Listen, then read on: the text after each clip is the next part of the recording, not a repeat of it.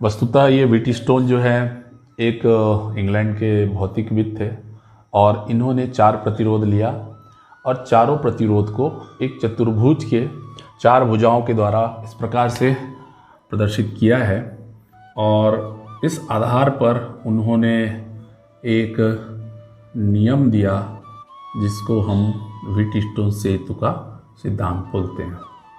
उन्होंने 4 प्रतिरोधों को इस प्रकार से संयोजित किया। मान लीजिए इसका प्रतिरोध जो है P है, इसका प्रतिरोध जो है Q है, इसका प्रतिरोध जो है R है और इसका प्रतिरोध क्या माना हमने RS है। ये जो भुजाएं हैं इनको हम मान लेते हैं AB भुजा का प्रतिरोध P, BC भुजा का प्रतिरोध हमने क्या लिया Q लिया है और AD भुजा का प्रतिरोध R लिया और CD भुजा का प्रतिरोध जो है S है। ठीक है। और उन्होंने B और D इनके बीच में एक गैल्वेनोमीटर लगाया और एक कुंजी ऐसा लगा रखा है। ये गैल्वेनोमीटर क्या होता है? गैल्वेनोमीटर धारा मापी। इससे हम परिपथ में बहने वाली धारा की उपस्थिति का पता लगाते हैं। इसी से यह मीटर बनेंगे, इसी से यह वोल्ट मीटर बनेंगे। आगे की कक्षाओं में हम लोग देखेंगे। अब इसमें करंट फ्लो करने के लिए उन्होंने एक इस तरीके से जो है बैटरी लगाना है, बैटरी लगाइए, सेल लगाना है, सेल लगाइए, कोई दिक्कत नहीं, करंट फ्लो होना चाहिए। इस तरीके से उन्होंने ले लिया। ये हमारा पॉजिटिव हो गया और ये हो गया नेगेटिव। एक कुंजी ये है, इसको हम सेल कुंजी बोलेंगे और ये एक कुंजी है, इसको हम गैल्वेनोमीटर कुंजी बोलेंगे। ठीक है। तो उन्होंने ये बोला कि अगर मेरा ये जो सेतु ब्रिज आप लोगों ने देखा होगा, तो ये हमारा एक प्रकार से चतुर्भुज जो बना हुआ है एक ब्रिज की तरह कार्य कर रहा है। हमने एक विकर्ण जो है, विकर्ण में गैल्वेनोमीटर लगा रखा है। तो ये व्हीटस्टोन सेतु सिद्धांत जो है ना, इसका स्टेटमेंट ये बोलता है कि अगर हमारा ये जो सेतु है, सेतु यानी जैसा हम लोग इससे पहले आप लोगों को प्रतिरोधों के संयोजन में कुछ ऐसे डायग्राम जो है बताए थे और यहाँ पर ब्रिज नुमा जो है आप देख पा रहे हैं कि बिंदु B और D के बीच में हमने गैल्वेनोमीटर डाला है ना। तो इसलिए इसका नाम जो है व्हीटस्टोन ब्रिज पड़ा हुआ है।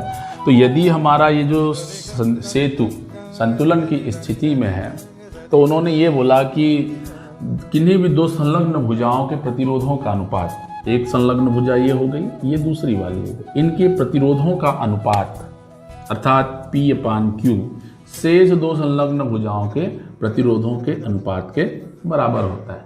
तो ये जो सेतु है वो संतुलन की स्थिति में कहलाता है। अर्थात सेतु संतुलन के लिए हमको शर्त जो प्राप्त करना है वो इसी को प्राप्त करना है। इसको P/Q बराबर R/S। अगर ऐसा मिल जाता है तो हम इसको सेतु संतुलन स्थिति कहते हैं। अब इसका डेरिवेशन करना है, तो डेरिवेशन करने के लिए हम किरचॉफ के दोनों नियम का इस्तेमाल करेंगे। और जब हमारा सेतु संतुलन की स्थिति में होगा तो धारा नहीं बहेगी। धारा नहीं बहेगी मतलब हमारे गैल्वेनोमीटर में कोई विक्षेप नहीं आएगा। यहाँ एक बात आपको ध्यान में रखना है कि जब आप इस कुंजी को ऑन करेंगे उसके बाद ही जो है इसको आप स्पर्श करा करके गैल्वेनोमीटर में करंट फ्लो हो रहा है कि नहीं हो रहा है, इसको आपको देखना है ना। यदि धोखे से भी आपने पहले इसको दबाया इस कुंजी को और उसके बाद इसको दबाया, तो जो गैल्वेनोमीटर में जो डिफ्लेक्शन है वो इस तरीके से होता रहेगा। तो वो स्वप्रेरण की घटना के कारण होता है, उसको हम आगे आने वाली कक्षाओं में देखेंगे। तो यहाँ जो सावधानी रखना है वो सावधानी ये रखना है कि पहले ये सेल कुंजी को दबानी है, उसके बाद इस कुंजी को दबाएंगे। ठीक है। तो इस प्रकार से हमारा जो व्हीटस्टोन सेतु सिद्धांत है, इस व्हीटस्टोन सेतु सिद्धांत में हमको ये फार्मूला डिराइव करना है। तो इसके लिए हम क्या करेंगे, हमारे पास 2 बिंदु, एक तो बिंदु B ले लेते हैं और एक बिंदु D ले लेते हैं। बहुत सिंपल सा है। बिंदु B पर किरचॉफ के प्रथम नियम से, किरचॉफ के प्रथम नियम से क्या होगा, किरचॉफ के प्रथम नियम से यदि हम लोग देखेंगे तो इस पर आने वाली धारा और जाने वाली समस्त धाराओं का योगफल जो है 0 होगा। मान लीजिए भुजा AB से होकर जाने वाली धारा जो है I1 है। अब ये धारा इधर आगे बढ़ी है, फिर ये 2 भागों में बट रही है। मान लीजिए इसमें जो बहने वाली धारा है उसको हमने I2 बोला। अब गैल्वेनोमीटर से जो धारा बह रही है उसको मैंने बोल दिया IG, ठीक है। इसी प्रकार से मान लीजिए इधर से इस डायरेक्शन में करंट फ्लो हो रहा है, उसको मैंने क्या बोला, I3 बोला। अब फिर देखिए यहाँ पर फिर आगे धारा बह रही है, ये इस तरीके से मान लीजिए ये I4 है। ये पूरा आपको मानना पड़ेगा कि इस भुजा में बहने वाली धारा I1 है, इसमें I2 है, इसमें IG है। ये जो धारा बह रही है ये क्या है, हमारा IG है, जो गैल्वेनोमीटर से होकर के जा रहा है, उस धारा को लेना है। ये जो धारा है ये हमारा क्या हो जाएगा, ये हमारा I3 है, ये हमारा I4 हो गया। तो इस प्रकार से कुल मिला के हमारे सर्किट में जो है करंट फ्लो हो रहा है। तो इस बिंदु B पर किरचॉफ के प्रथम नियम की अगर हम बात करेंगे तो जो आ रहा है उसको आप पॉजिटिव लीजिएगा और जो बाहर जा रहा है उसको नेगेटिव लीजिएगा। तो इस तरीके से हम लोग एक समीकरण प्राप्त करते हैं। चूंकि हमने ये बोला कि सेतु यदि संतुलन की स्थिति में होता है, अब संतुलन की स्थिति में होता है तो गैल्वेनोमीटर से कोई धारा नहीं बहेगी, मतलब क्या हो जाएगा, IG = 0। तो इस समीकरण में क्या हो जाएगा, I1 - I2 = 0 या I1 = I2। This is equation number 1, ठीक है। अब इसी तरीके से बिंदु D पर ले लीजिए। तो बिंदु D पर किरचॉफ के प्रथम नियम से क्या हो जाएगा, देखिए जो आ रहे हैं उसको प्लस करिए, ये हो जाएगा I3 और जो जा रहे हैं वो क्या हो जाएगा, माइनस हो जाएगा। ये IG भी आ रहा है, मतलब यहाँ पर क्या लिखेंगे, IG = 0 हो जाएगा, ठीक है। इसलिए संतुलन की स्थिति में क्या हो जाएगा, संतुलन की स्थिति में IG = 0 या हम लिख सकते हैं I3 - I4 = 0, that is I3 = I4। This is equation number 2। तो ये तो हमारे किरचॉफ के दो नियम से इस संधि स्थल पर और इस संधि स्थल पर हमने इसको निकाल लिया। अब क्या करना है, दूसरा नियम जो है हम दो बंद पाश में लागू करेंगे, ABDA। तो यहां पर हम लिखेंगे बंद जाल ABDA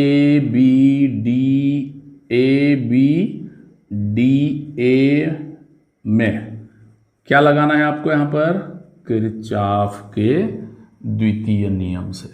किरचॉफ का हमारा द्वितीय नियम है।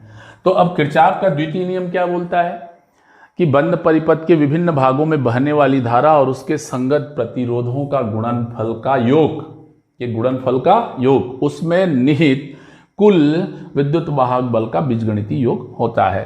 तो इसलिए इसमें अगर हम बात करेंगे तो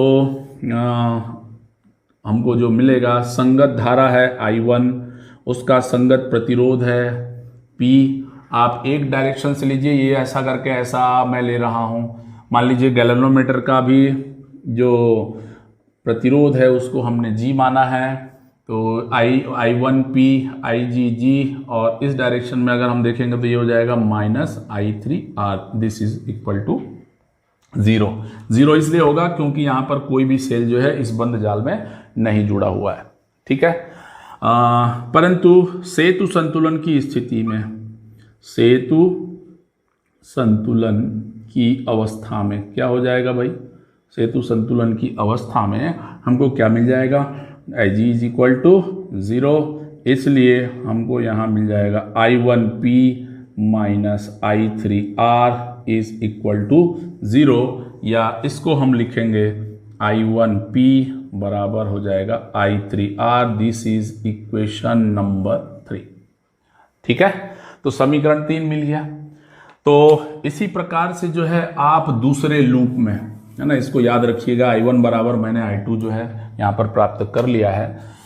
इसी प्रकार बंद जाल क्या ले रहे हैं आप, बंद जाल लेंगे B और ये हमारा C है ना, हाँ, तो BCDB में बंद जाल कौन सा ले लीजिए आप, BCDB, चाहे आप इधर से ले लीजिए BDCB, कोई सा भी लीजिए, कोई फर्क नहीं पड़ने वाला। तो हम इधर से ले रहे हैं तो ये हो जाएगा, धारा I2 है, संगत प्रतिरोध Q है।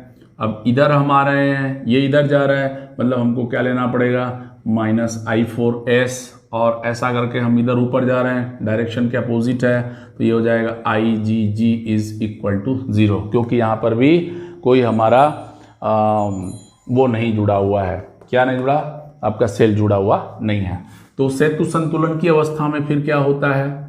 सेतु संतुलन की अवस्था में क्या हो जाएगा भाई? IG is equal to 0। तो IG इज इक्वल टू 0 हो गया, तो ऐसी अवस्था में हमको फार्मूला मिलेगा -I4S इज इक्वल टू 0 या I2Q is equal to I4S। This is equation number 4। ठीक है। अब देखिए समीकरण 3 ये है और समीकरण 4 ये है। ठीक है। तो समीकरण 3 को 4 से भाग देंगे, आप इसको याद रखिएगा। ठीक है, मैं इसको मिटा रहा हूं। तो समीकरण 3 को 4 से भाग देने पर क्या मिल जाएगा?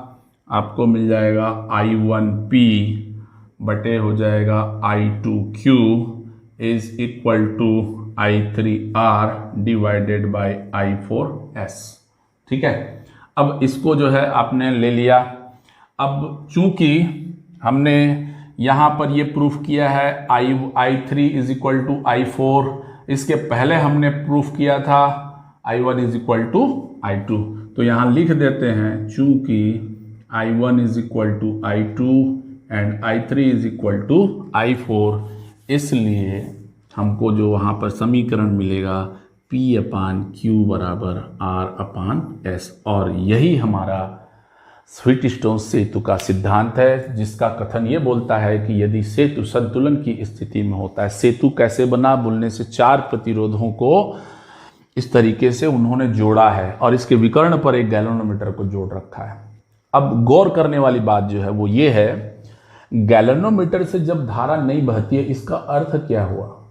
गैल्वेनोमीटर से धारा तभी नहीं बहेगी जब बिंदु B और बिंदु D ये दोनों पर जो है हमारा विभव समान होगा। यदि बिंदु B और D में विभव के मान बराबर हो गए तो समझ लीजिए गैल्वेनोमीटर से आप लगाओगे, इसमें की को रखोगे तो भी जो है वहां पर कोई करंट फ्लो होने वाला नहीं है। करंट फ्लो होने का जो क्राइटेरिया है वो मैंने आपको पहले से ही बता दिया है कि करंट फ्लो तभी होगा जबकि हमारा विभवांतर हो, एक बिंदु उच्च पर हो और दूसरा जो है निम्न हो। पानी का बहाव होता कब है भाई? सीधी सी बात है ना, पानी का बहाव तब होता है जब एक ऊंचे स्थान पर हो और एक नीचे, लेवल ऊपर नीचे होना जरूरी है। ठीक है। हाँ, यहां पर आपको दूसरी बात और ध्यान देना है कि जब हम एक्सपेरिमेंट करते हैं, क्योंकि इस व्हीटस्टोन सेतु सिद्धांत पर आधारित एक उपकरण आपके लेबोरेटरी में रहेगा, मीटर सेतु के बारे में हमको पढ़ना है, उसका एक्सपेरिमेंट आपको करना है जब क्लासेस लगेंगे आपकी रेगुलर स्कूलों में। तो उसमें जो है आपको ये बात का ध्यान में रखना है कि जब भी आप एक्सपेरिमेंट करेंगे सबसे पहले जो है ये की को दबाएंगे, इसको सेल की बोलेंगे, सेल कुंजी बोला जाता है और ये गैल्वेनोमीटर कुंजी है। आप पहले इसको दबाएंगे, उसके बाद जो है गैल्वेनोमीटर कुंजी को दबाएंगे। ठीक है। तो इसमें जो भी डिफ्लेक्शन आएगा वो आप इसको जज कर पाएंगे। वैसे हमको नल पॉइंट निकालने का रहता है, संतुलन बिंदु निकालने का रहता है। संतुलन बिंदु है, यही करके कैसे जानोगे? जहां पर गैल्वेनोमीटर में डिफ्लेक्शन बंद हो गया, कोई किसी प्रकार का विक्षेप नहीं आता है, तो समझ लेना कि वो हमारा संतुलन की स्थिति में होगा। तो गैल्वेनोमीटर में धारा न बहे, है ना, धारा न बहे, इसके लिए है हम लोग पहले जो है ये व्हीटस्टोन सेतु सिद्धांत पर एक पोस्ट ऑफिस बॉक्स वाला एक्सपेरिमेंट होता था, वो हम लोग करते थे। तो उस समय एक छोटा सा क्वेश्चन आता था कि भाई क्या होगा यदि हम गैल्वेनोमीटर कुंजी को बैटरी कुंजी से पहले दबा दें। तो उसका जवाब हम लोग जो है कुछ इस तरीके से लिखा करते थे और उसका रीज़न भी आपको पता होना चाहिए कि भाई जब हम यहाँ पर इस कुंजी को पहले दबा देंगे और उसके बाद इसको हम दबाते हैं, तो ऐसी परिस्थिति में यहाँ मैग्नेटिक इफेक्ट ऑफ करंट के कारण जो है जो डिफ्लेक्शन होगा वो ऐसा होता रहेगा, संतुलन बिंदु आपको प्राप्त नहीं होगी स्वप्रेरण की घटना के कारण। तो इसलिए जो है सबसे पहले इस कुंजी को दबाएंगे, उसके बाद गैल्वेनोमीटर कुंजी को दबाएंगे, तो जाकर के यहाँ पर गैल्वेनोमीटर में शून्य विक्षेप की स्थिति प्राप्त की जा सकती है। यही स्थिति जो है हमको मीटर सेतु वाला में हमको करेंगे। अब देखो मीटर सेतु ये हमारा एक छोटा सा उपकरण है जिसकी सहायता से हम प्रतिरोध निकालेंगे, कैलकुलेट करेंगे अज्ञात तार का। तो ये आपको लेबोरेटरी में एक्सपेरिमेंट करना है।